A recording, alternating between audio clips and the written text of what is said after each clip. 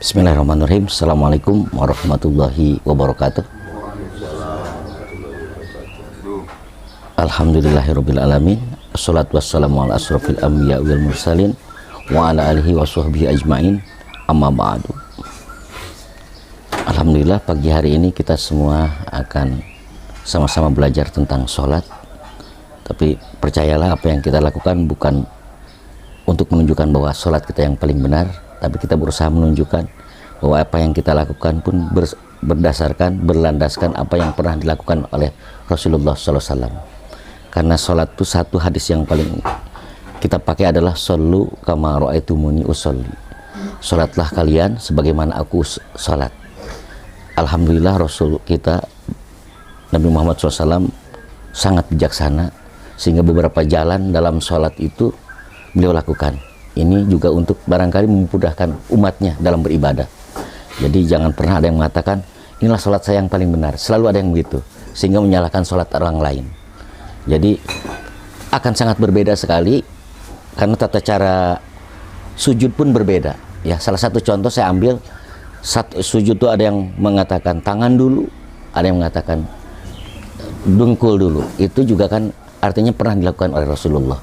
Jadi jangan pernah mengatakan yang tangan dulu lebih bagus atau yang dengkul dulu lebih bagus, padahal hadisnya sama, ya, hanya beda halaman saja, ya.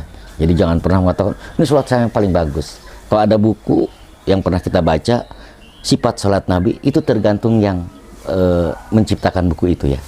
Artinya tergantung yang ngarang buku itu. Kalau dia bermazhab Hambali, ya akan berdasarkan Hambali, seperti itu, ya. Jadi kita langsung saja. Sholat itu yang pertama kan niat, ya. Niat.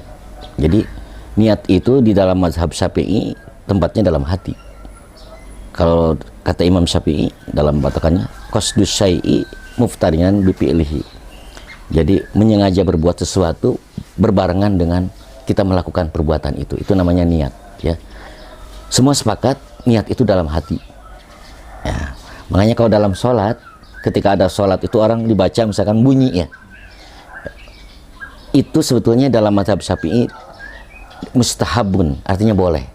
Karena ada orang tuh gini, ya, ketika sholat tuh ragu-ragu, saya ini sholatnya apa, sehingga ada yang ragu kan, sholat zuhur apa sholat asar. Nah, ada yang usolli. Nah, kalau sebagian yang lain mengatakan usolli itu bukan niat, padahal usolli itu saya sholat, samakannya. Jadi kalau dalam mazhab Syafi'i, setidaknya ketika sholat itu ada 4 yang harus mencapai rukun. Pertama, sholat apa? Niatnya apa? Makanya disebutkan oleh mazhab Syafi'i dan ulama Syafi'iyah di Indonesia khususnya, kalau sholat itu sering terdengar bunyi usolli. Sholat apa tapi sunat atau wajib? Makanya ada kalimat pardo. Berarti yang kita lakukan adalah usolli pardo. Waktunya apa? Sholat apa? Kan disebutin zuhur. Waktu zuhur, usolli pardo zuhri. Nah, itu kan 3, ya. Lalu kita ini sebagai makmum apa sebagai imam? Nah, disebutkan di situ usolli pardo zuhri arba rakaatin. Itu kalau mustaqbilal kiblat itu tambahan sunnah.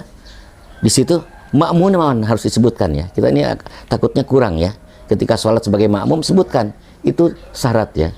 Usolli pardo zuhri arba rakaatin mustaqbilal kiblati. Kita suka tambah, ya, ditambah di kita adaan, boleh, silahkan, ya, nggak apa-apa. Tapi yang utamanya di situ ada usolli pardo zuhri arba rakaati mustaqbil kiblati makmuman lillahi ta'ala. Jadi jangan pardonya itu di awal, ya, usolli pardo zuhri. Lalu kapan niat sholat itu? Nah, jadi sholat itu di dalam mazhab Syafi'i di dalam gerakan.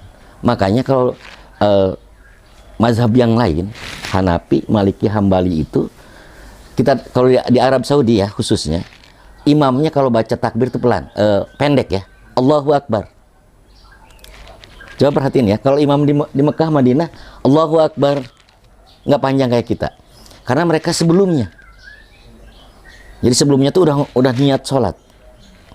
Itu kan bagi mereka. Nah, sedangkan dalam mazhab Syafi'i ketika niat tuh bareng dengan berbuat. Kalau yang 3 itu usolli pardo zuhri, mereka udah. Makanya kita perhatiin kalau ada yang Allahu Akbar. Kalau dalam mazhab Syafi'i panjang makanya. Nah, di kita kalau ditanya, saya berpatokan kepada mazhab Syafi'i, Imam Syafi'i. Makanya takbirnya bareng Allah. Sampai bar itu kita sebutin ya. Ini sekali lagi, sampai bar itu kita berniat langsung. Di sini ya, makanya panjang. Allahu Akbar. Di situ bareng dengan niat kita sholat. Bisa nggak seperti itu? Ya, saya ulang ya. Allah panjang. Allahu Akbar disebutin itu sholat zuhur misalkan, atau kita jadi imam. Allah dalam hati langsung. Niatnya yang utamanya itu kan dalam hati. Tapi kalau tadi misalkan usolli fardu, ada yang suka kan usolli fardu zuhri, ada yang seperti itu, silahkan boleh. Tapi yang paling utamanya itu dalam hati. Allahu Akbar. Nah itu terus cara jadi bareng ya, sampai bar itu kita sebutin zuhurnya 4 rakaat. Nah takbirnya kan juga suka ada ya, kita ada yang takbir itu begini ya, boleh nggak? Ada yang takbir gini. Nabi itu cuma 2 riwayat ketika ngangkat tangan takbir itu ada yang sampai daun telinga. Ini diambil oleh kalangan Syafi'iyah dan ulama Syafi'i sampai daun telinga. Allahu Akbar. Yang kedua sampai sini boleh. Makanya ada yang perhatiin kita sholat ya, Allahu Akbar. Boleh. Yang tidak ada tuh yang begini ya, itu nambah-nambah itu ya. Itu mau olahraga ya. yang itu Allah daun telinga ya, sampai daun telinga segini sejajar. Ada yang sampai gini, mankibai itu pundak ya, sampai 2 pundak bar. Nah lalu tempatnya kan juga ini suka ada, kita lihat yang gini, ada yang sholatnya keren di sini. Kita yang terbiasa itu sholat model apaan di dada, kita ketahuin ya. Sekali lagi saya sebut dari mazhab Syafi'i biar kita lihat orang lain juga nggak menyalahkannya.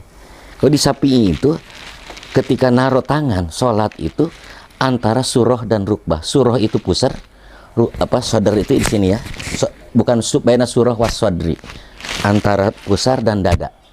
Diterjemahkan berarti di sini ya. Hanafi Hambali itu di bawah pusar. Makanya kalau ada yang takbir sampai tangannya begini ya, ini yang pakai dalil ya Allah. Kalau di Syafi'iyah di sini ada 2 pendapat Syafi'iyah. Yang pertama di sini. Terus Hanafi Hambali di sini. Di bawah pusat. Jadi kalau ada yang ngaku Hambali, terus sholatnya begini, itu Syafi'iyah sebetulnya. Pendapat yang diambil oleh Imam Syafi'i. Hanafi Hambali di sini. Maliki tidak. Nah, kita kalau orang Maliki, kalau kita pernah ke Tanah Suci, ke Mekah, di sini dia nggak ngangkat tangan, nggak apa, gini aja. Nggak bersedekap. Nah, lalu sekarang ini banyak di anak muda itu yang sholatnya di dada. Itu pendapat dari siapa? Itu pendapat dari Nasiruddin Albani. Ada bukunya Sifat Sholat Nabi ya, bukan mazhab ya, karangan Nasiruddin Albani. Di sini di dada, makanya suka ada yang sholat di sini ya, diterjemahkan di dada. Itu silahkan saja, tapi kalau saya ditanya di sini. Nah Syafi'iyah golongan kedua diterjemahkan naruh tangan itu di antara hati, karena hati tempatnya setan. Hati di mana? Di sini kan. Jadi bukan di sini ya. Suka ada di agak miring ke kiri sedikit, di jantung. Kalau ada yang begini, itu diambil dari hati itu.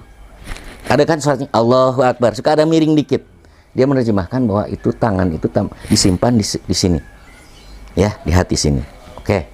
Sampai situ kan kita juga ada gini. Lalu tangan ini gimana? Ini juga kan vital buat kita nih. Naruh tangan ini, apa tangan ini di kanan atau di kiri? Ingat, kalau tangan kiri di atas tangan kanan itu orang meninggal ya. Tangan kiri di atas tangan kanan itu orang meninggal. Tapi orang sholat tangan kanan di atas tangan kiri. Tempatnya di mana saja? Satu di sini. Apa ini, pergelangan ya? Pergelangan. Yang kedua di sini. Digenggam ya, genggam sini. Terakhir ada hanya ditempelkan saja. Ada yang nempel doang, nggak digenggam di sini. Boleh. Semuanya pernah dilakukan Nabi. Yang tidak ada tuh yang salat-salat anak muda kadang-kadang kan, saking malesnya. Kawan saya dulu ada sama-sama sekolah, Allahu Akbar. Nah, ada nggak? Ada, coba perhatinya yang begini ada. Coba kalau pergi ke Dieng, karena saking inginnya kali orang Allahu Akbar. Ada yang begini, orang malas itu ya. Nggak ada dalilnya ya. Jadi Allahu Akbar. Nah doa iftitah, jangan juga merasa doa iftitah paling benar. Ya, doa pembuka sholat kita, doa iftitah kita itu kan ternyata dikumpulkan tuh ada 13 doa iftitah yang pernah dikerjakan oleh Rasulullah.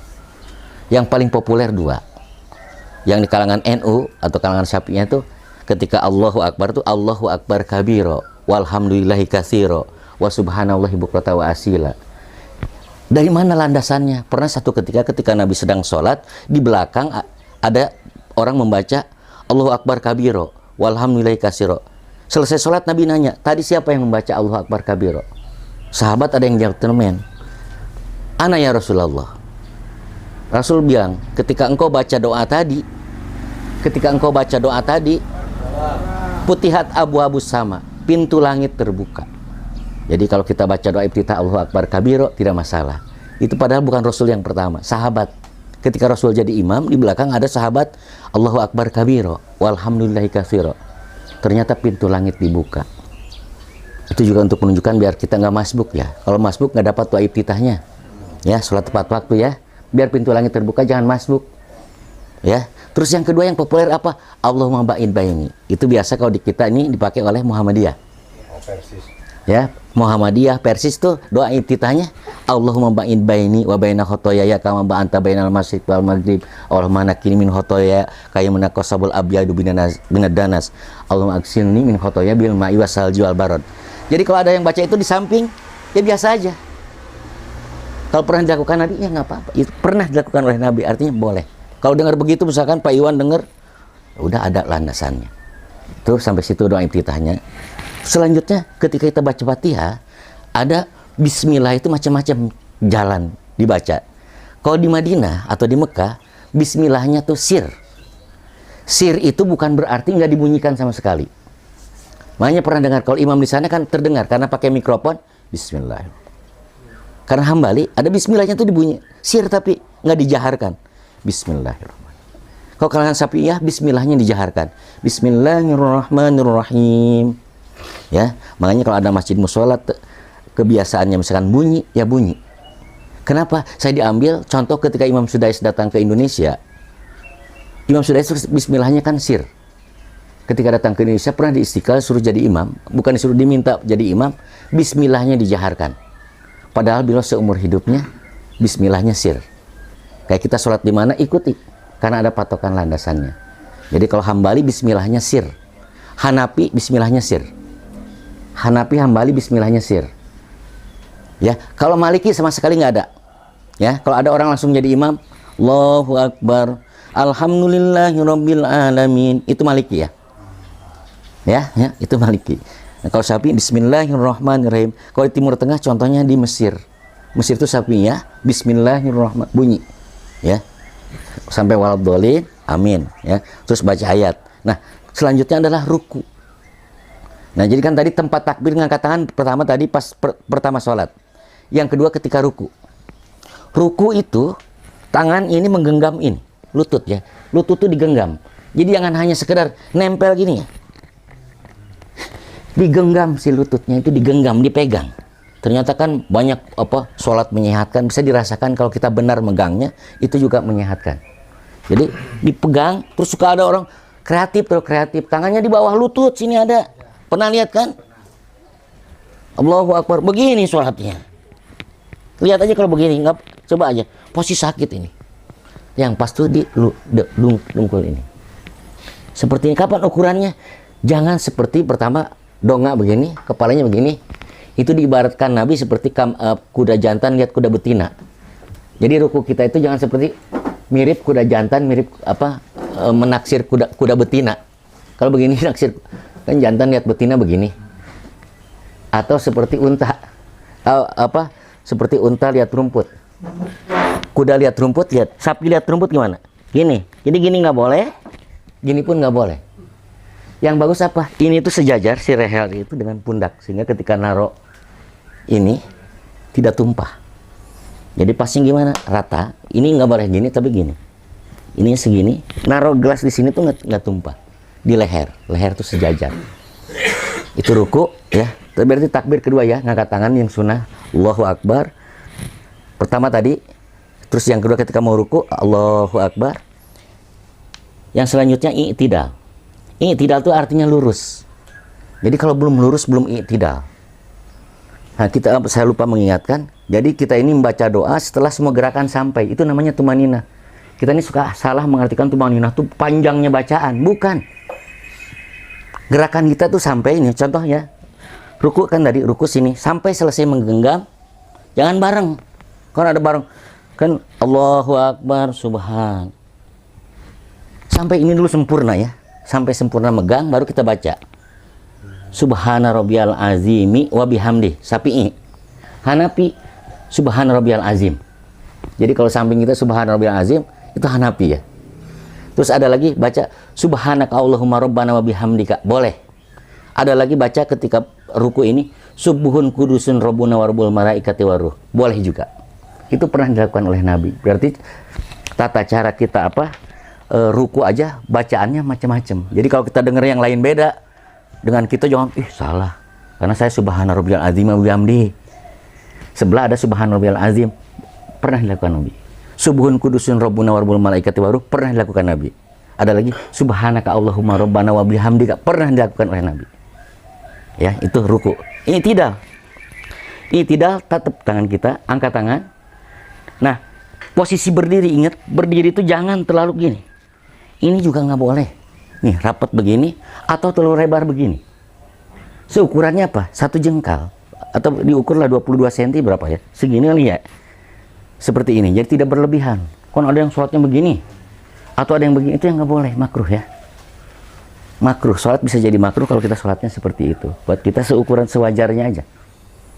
Tidak tuh sampai sami Allahu liman hamidah.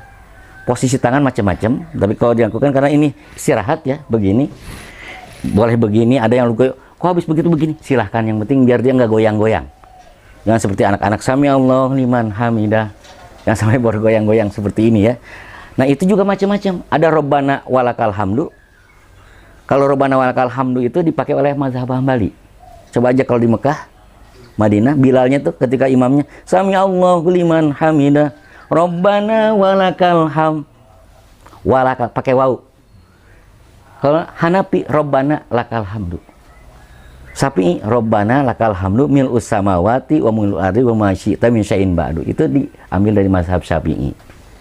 Nah, di situ kalau masih imamnya belum sujud, kita makmum boleh minta, karena itu diantara tempat meminta kepada Allah.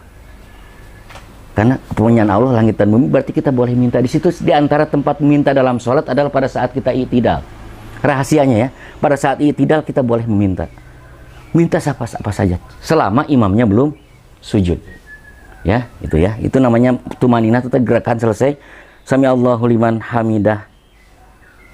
Baca Rabbana lakal hamdu bersama. Itu ya. Terus sujud.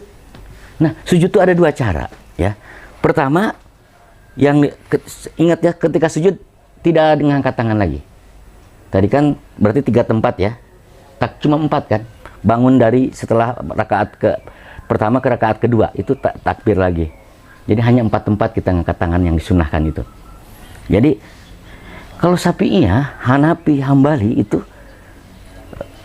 ketika sujud itu dengkul dulu, ya, dengkul dulu, dengkul, ya, kita dengkul dulu, terus ini tangan. Ya, ingatnya ketika sujud, Allahu Akbar, ini dulu 2, terus tangan. Baru ini.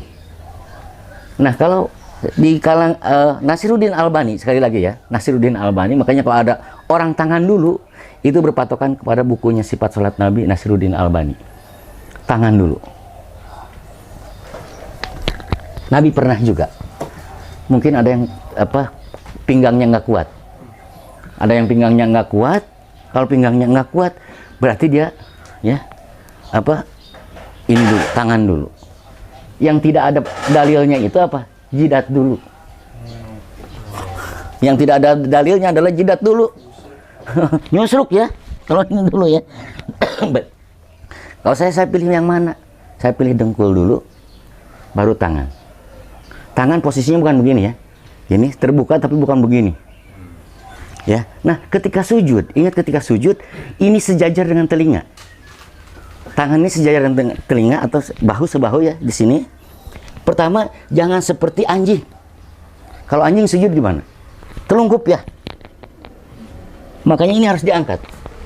Buat laki-laki khususnya ini diangkat. digambarkan seperti anak kambing bisa lewat. Tapi orang Arab menggambarkan anak kambing itu kecil. Nah bagi kita tuh anak kucing lah ya.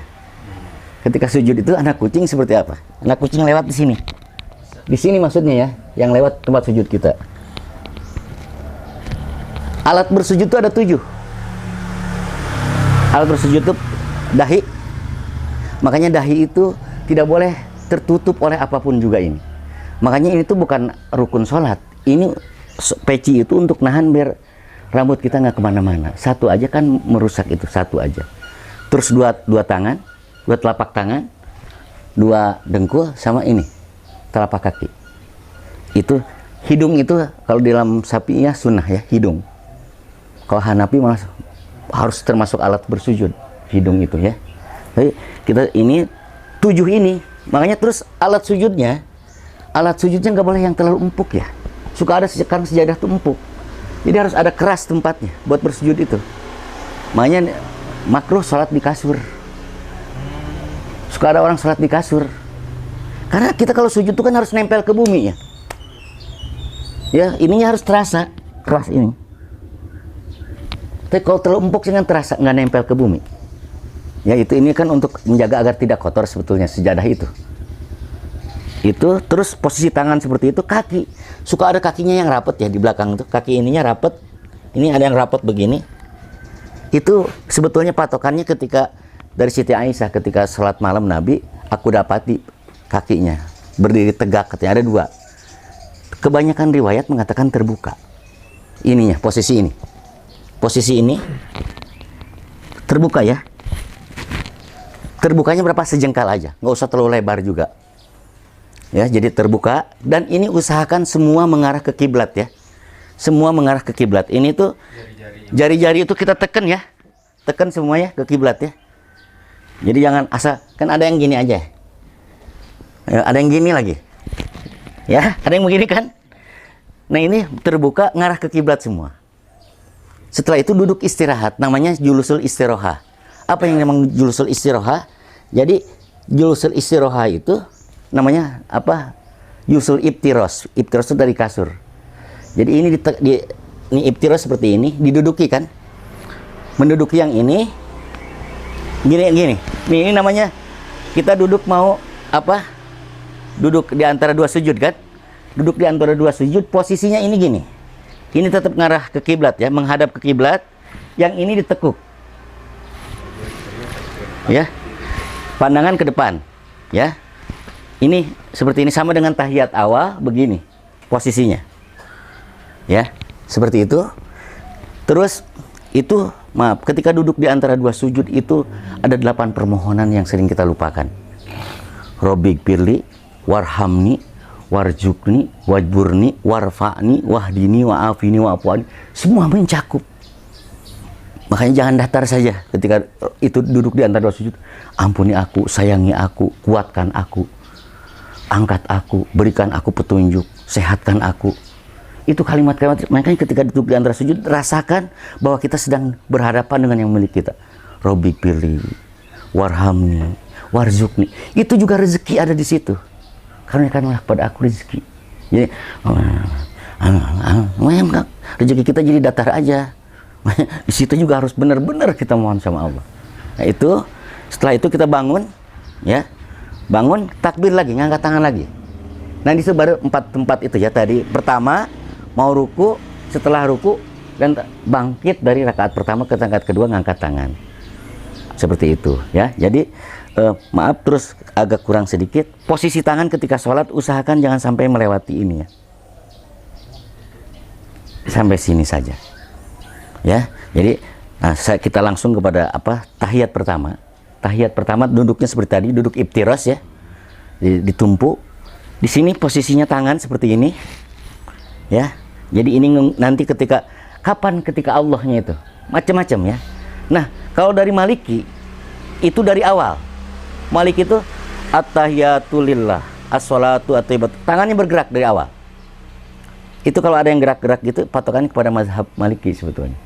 Kalau Hambali itu tiap kalimat Allah. Misalkan kalau kita sering at-tahiyatul mubarakatus sholawat thayyibatul lillah. Kalau Hambali itu tiap kalimat Allah ininya ngangkat. Kalau satu kali ngangkat, satu kali turun. At-tahiyatul mubarakatuh shalawat thayyibat.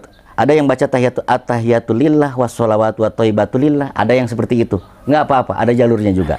Tapi kalau Syafi'iyah ngambil at-tahiyatul mubarakatuh shalawatu thayyibatul lillah assalamualaikum. Baru kalimat kapan? Asyhadu alla ilaha. Nah, kalau di Hanafi ha illallah. Ya, kalau ada yang begini Hanafi ya. Oleh sahabat kita Muhammadiyah itu asyhadu alla ilaha illallah. Kalau kalimat Syafi'i kalimatnya di Allah saja, satu kali saja. Asyhadu alla ilaha illallah. Loh ya, di kalimat Allah ya ininya ngangkat. Ini baru kita sampai akhir tuh baru ngeturun ya. Kalau Maliki dari awal udah begini sambil gerak-gerak. Hambali tiap kalimat Allah gerak. Kalau Hanafi cuma asyhadu alla ilaha illallah.